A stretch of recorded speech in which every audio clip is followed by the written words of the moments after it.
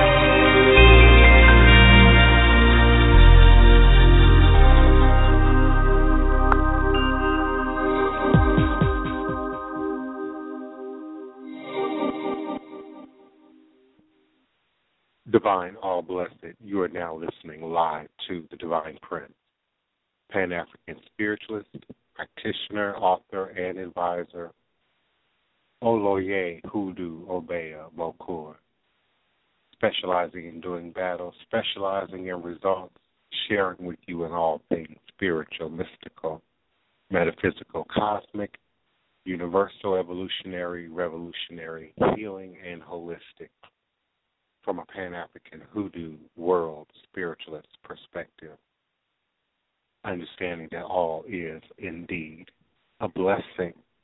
If you can just see beyond the veils, the test, the trials, and it is the greatest divine mystery of this life cycle. It is my constant prayer, my mantra, affirmation, reverberation, reiteration, and my ever-living reality.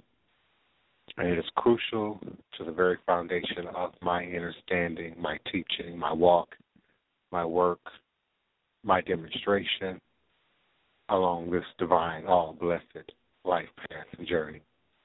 It is how I, the Divine Prince, make sense out of all that we are challenged with here in our daily existence on Mother, Father, Earth. And it is my personal place of power and understanding.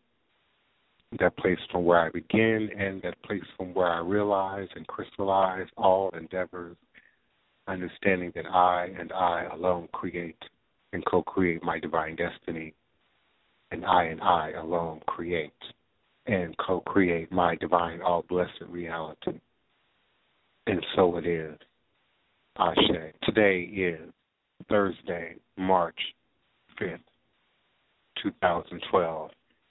And I am emanating and vibrating with you and for you live, virtually, verbally, cosmically, quantum, universally, from this working temple of the house of the Divine Prince, Tayameka, Thai Potions, and Hoodoo Central, in this legendary, historic, beautiful, and enchanted city of New Orleans, Louisiana,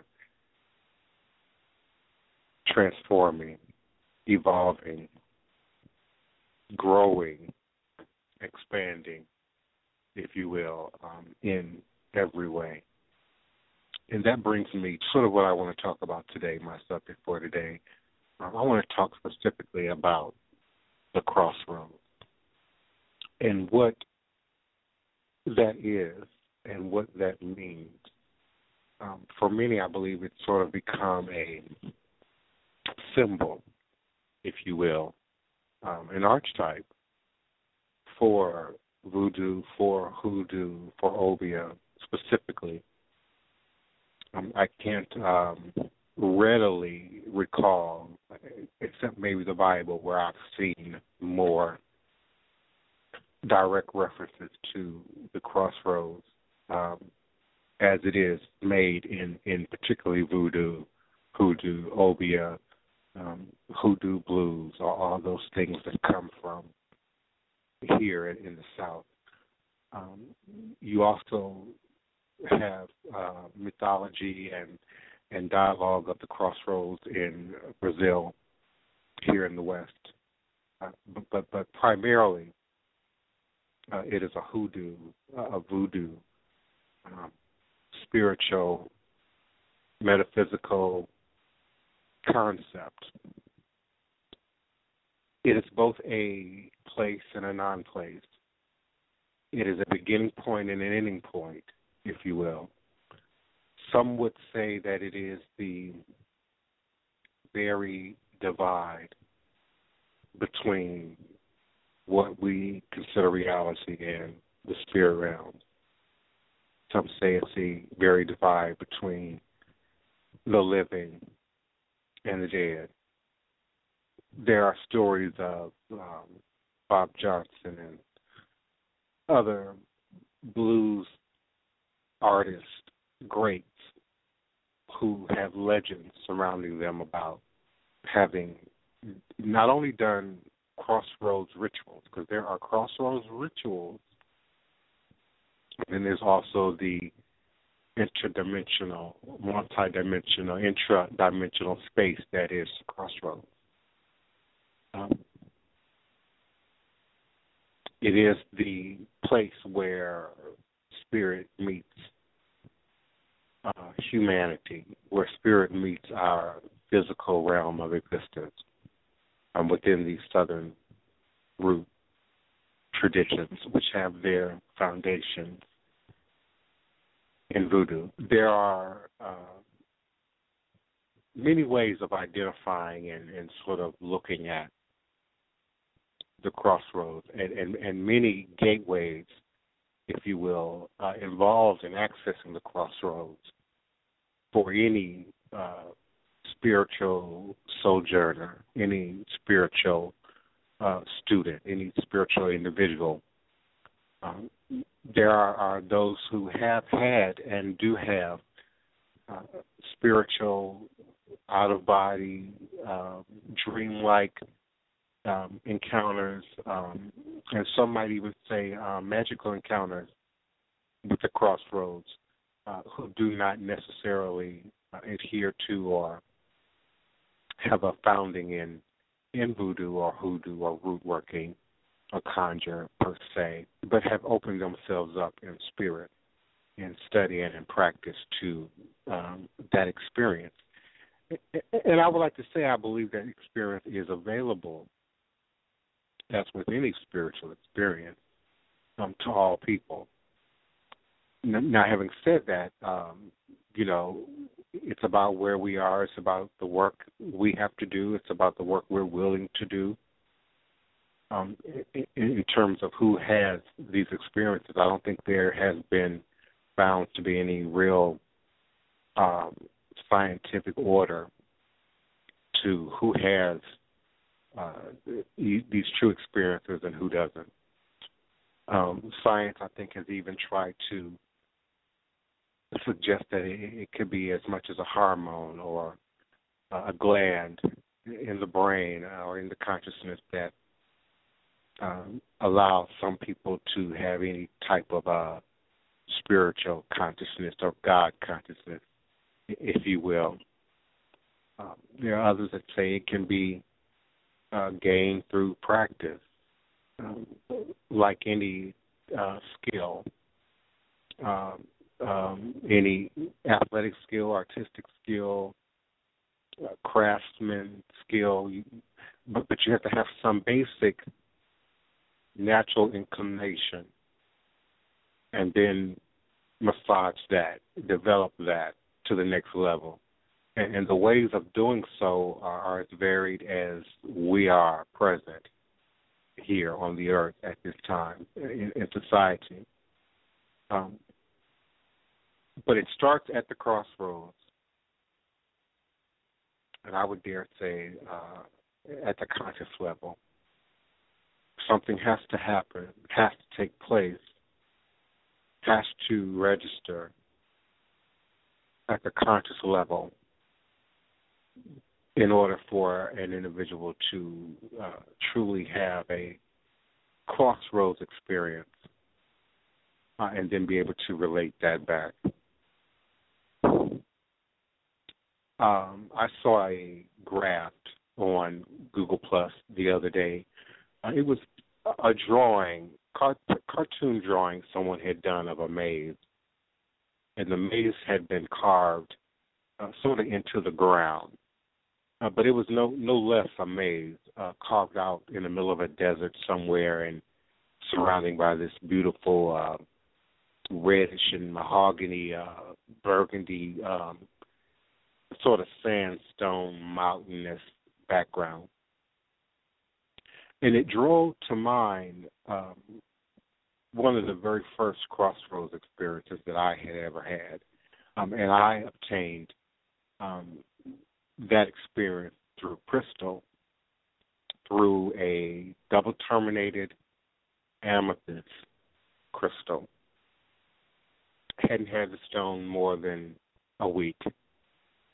Beautiful stone, a larger point at one end, smaller point at the other end. Had some laser properties, if you understand the various forms of amethyst. Various forms of quartz within the quartz family. Some of these formulations do manifest in both clear quartz and amethyst. But amethyst has a limited number of forms that it tends to develop. Probably the most common is the cluster. You can find amethyst clusters of various hues almost anywhere. But you are beginning to find less of the darker hued amethyst. I believe many of those veins are beginning to be produced over harvest, and we're losing some of those deeper amethyst colors. You're still finding some geodes, but they tend to be very expensive, and even more hard to find are the single points and the double terminated point, separate from a cluster. So this was a very important piece to me, and I, like I do with all my stones, there's a melding or a binding process where you try and keep the stone on your body as much as possible, particularly the first 90 days or so. You want to try and sleep with it. I mean, everything. You want to keep it as close to you as possible so that it begins to truly absorb your energy. You begin to absorb its energy, and a melding sort of takes place between you and the stone so that the transference of not only the energy but the information that a crystal carries can be delivered to you for subconscious spiritual level. So that you will often have dreams, you will often have visions, you will often find that when you and your prayer partners or your spiritual buddies get together, certain aspects of your gifts are heightened during this period with the aid of the heightening effect of whatever the crystal. And various minerals do crystallize. So when I say crystal, I'm talking about quartz, I'm talking about amethyst, I'm talking about citrine, I'm talking about topaz, I'm talking about all the stones that crystallize as we know them. But this was a double terminator that gave me this crossroads experience. And sometimes the crossroads experience will be, literally a crossroads. But often it will be other forms of crossroads. Looking at it from a more metaphysical perspective, energy moving in two totally opposing directions. I mean, you will often get this in clusters, double terminators. You will get it in aragonite crystals, kyanite crystals. I consider all of those crossroads stones. There's cross quartz out there and cross agate. I think that's becoming more rare, but it's out there that literally forms intersections, highways of energy, both physically, literally in the crystal, but also figurative crossroads energy with a double terminator cluster, for instance. which will be moving that energy in those various directions. But another flat, two-dimensional, or three-dimensional, depending on how it's being depicted, representative of that energy is the maze. And understanding that we literally walk in a lattice work of energy every moment of our existence, constantly.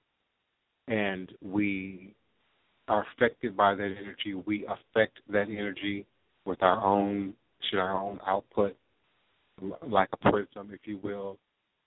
That light, that energy can be passed through a prism, a crystalline structure, keeping in mind that metaphysically the body, the human body, is a crystalline structure.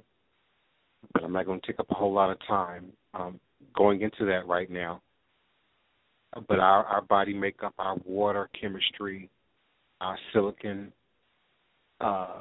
dioxide chemistry is very akin to quartz in particularly, and crystals and minerals of that substance and that math, that molecular is probably a better word, molecular makeup. So my experience with meditation and transcendental meditation and the utilization of this double-terminated amethyst created this dream for me. And I almost want to create a new word, a new phrase, because it was a dream. I was asleep at the time, but it had very visionary-like qualities to it. And the clarity and the projection of the dream, the vividness of the dream, was much more akin to a waking vision than just a lucid dream, if you will. And I was way up high in the sky. Some of you remember me telling this story maybe 4 years ago on the show. I was way up high in the sky, in the cloud. Excuse me. In the clouds, blue sky, white fluffy clouds, and I was walking this long, narrow, crystalline structure. It was made out of crystal. Couldn't see the bottom, couldn't see the top. All you could see is the path, which was no wider than, the average sidewalk maybe. And nothing else. So a part of of your humanness wants to respond to that. But in this dreamlike state, I was aware of it, but I had no spiritual, emotional, physical danger responses. Otherwise, I would have broken the dream, and I had that experience before. Where you have some vision that causes you to have that human-like response. It's sort of like when you dream about falling and you literally jerk into your body, and it jars you from that vision. So after some time of practicing meditation, transcendental meditation exercises to help you to recall your dream states and to remain calm, to remain at peace, in balance, in the middle of the crossroads, you then can come back from these experiences with greater degrees of information. Some words, bring about a negative response, fear and apprehension and anxiety. And I'm not here to say that people do not have those feelings initially when encountering the crossroads. I think many limit themselves in exploring it deeper because of those feelings, because of fear, because of anxiety, because of some inner sense of, I might lose control, what if I lose my mind? There are many things come into the rational person's thought process if you're truly serious about ritual work, magic work, transcendental meditation. Even now there's a Christian fear of demon infiltration through meditation, and the Pope is being asked to reprimand priests for suggesting that, and it limits many from delving into some of these more mysterious areas of consciousness. On the one hand, we want a guide, we want someone to hold our hand, we want a book, we want a paint by number set, we want it to be simplistic, easy, and something they can do overnight. That's part of the problem, and I've talked about that on many shows.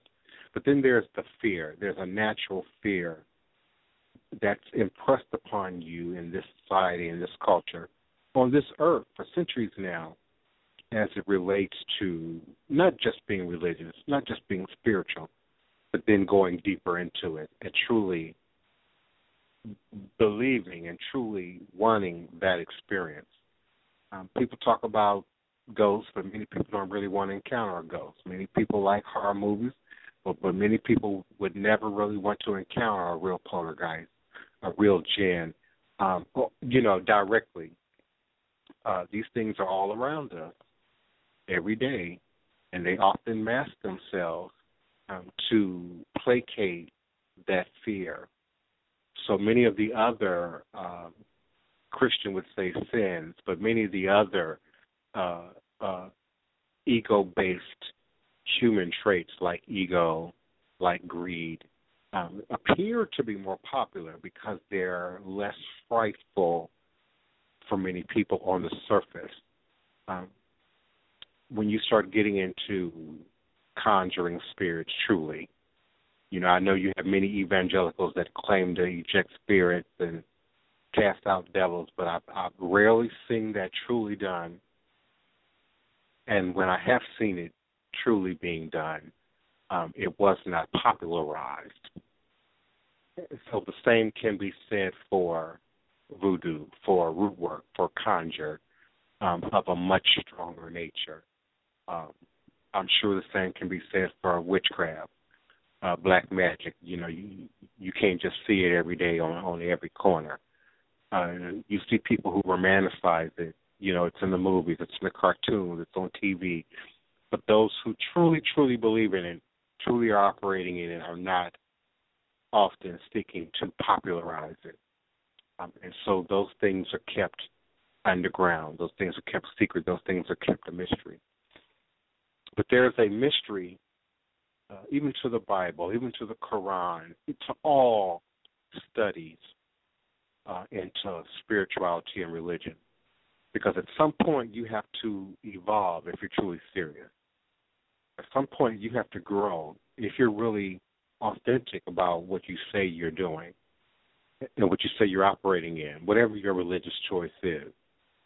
If you are truly, truly seeking to grow and to expand and to develop within whatever that tradition is, whatever that science is, whatever that understanding is, then for most people, you're going to come a place to where you're going to go beyond the crowd, beyond the congregation, beyond your peers to some degree, into an area, and that's where we start fishing for the right adjectives, dark area, gray area, all those adjectives have such a heavy connotation to them, and rightfully so.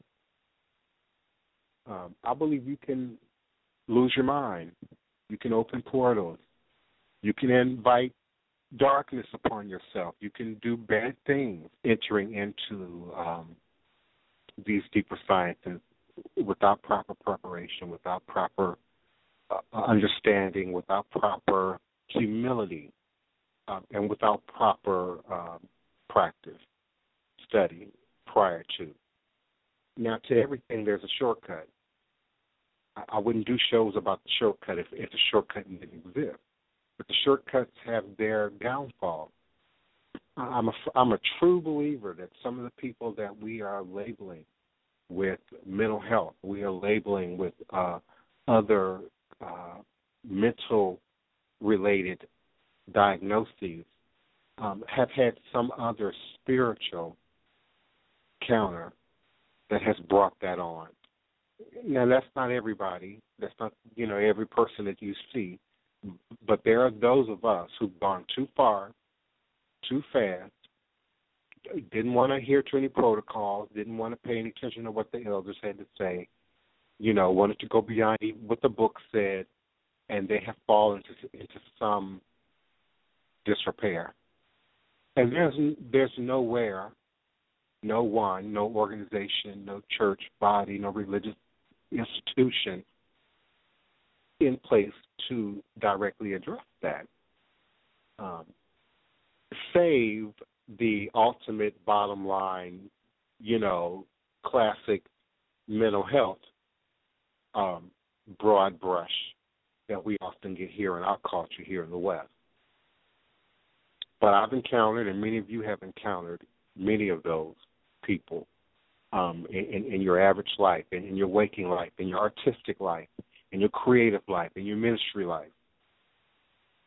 Because people, by human nature, are curious.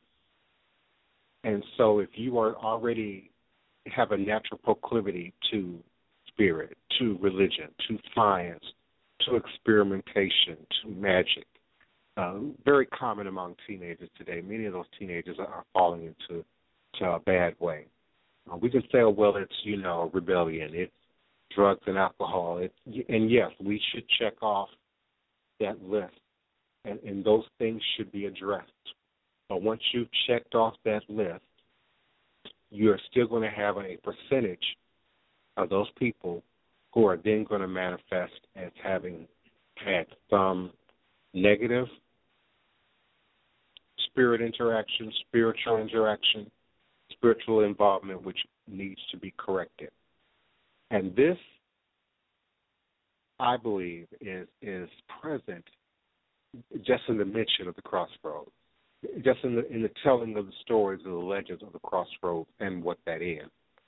I will often tweet that I'm at the crossroads, ... and not say where I am or what I'm doing specifically, but I'm speaking of the crossroads. I'm speaking of the work involved with the crossroads. I may be out doing crossroads ritual at that time. It may be life, the journey, the process. And many of us fear crossroads as a part of the natural evolutionary process of maturing at the spirit level, growing at the spirit level, because it cannot be done without getting in the crossroads. The activity is in the crossroads. The work is in the crossroads. The depth is in the crossroads. The angelic forces are in the crossroads. All those where the action is. And the most danger is at the crossroads. You got to look both ways. You got to look up, you got to look down, you got to look before you, you got to look behind you, and be clear and be prepared for battle, for activity, for advancement at the crossroads, whatever your project is, whatever your request is. It is natural for us to seek the softer, gentler way. But I found that it's greater to seek the confrontation at the crossroads and get the work done. That demon while you have an opportunity. Crush that gin while you have an opportunity. Bind that spirit, bind that block, remove those things that prevent us from gaining what ultimately God and Creator Spirit and the ancestors would have us to manifest within our lives. I will attempt to be back tomorrow at 12 noon U.S. Central Standard Time here on Blog Talk Radio with more Hoodoo, New Orleans Voodoo, and recipes here on Blog Talk Radio, remembering that all is truly and indeed a blessing. Even at the crossroads, just come prepared, just come armed up, put on all your spiritual garments. Until next time, all is a blessing. Ashe.